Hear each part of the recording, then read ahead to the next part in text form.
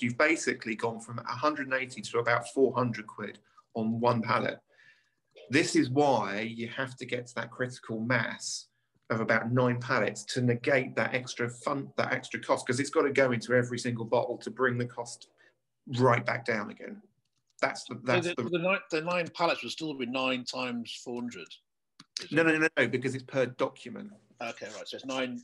So that 400 quid then will be for the 9 pallets. No, okay. So one pallet on its own is about 180 quid. If you ship 2 pallets, it's a sliding scale. So 2 pallets would have been about 310. 4 pallets would have been about 420. There's a sliding scale. So the transport goes up with the number of pallets, obviously. Oh, yeah. But the actual charge for the paperwork is fixed.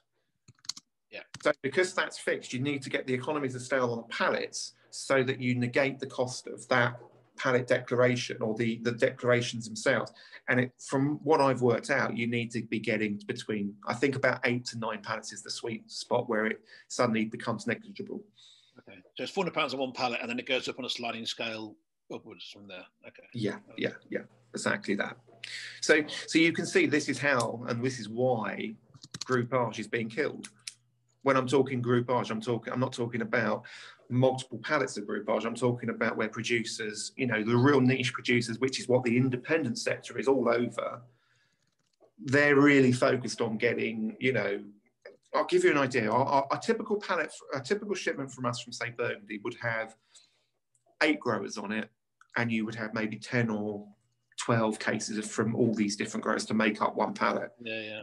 You can't do that anymore, unless you can then put it together with something else to make up a big lump of stock to come in one go.